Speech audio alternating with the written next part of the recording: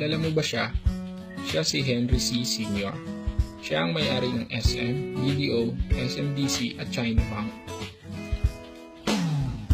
Kung mapapansin mo, lahat ng negosyo niya ay mayroong sobrang daming branch sa buong Pilipinas.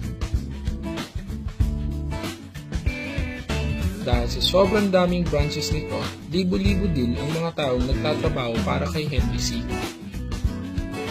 Pero, eto malaking tanong, nakita mo ba siya nagbenta sa SM? O di kaya nag-teller sa BDO? Alam mo ba na kahit matulog o magbakasyon si Henry C, bilyon ang kita niya?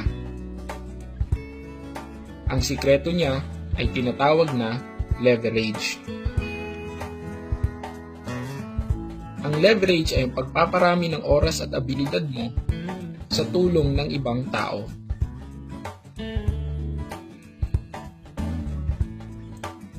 Example, eto si Jack at si Bill. Pareho silang nagbebenta ng juice at kumikita ng 50 pesos kada baso.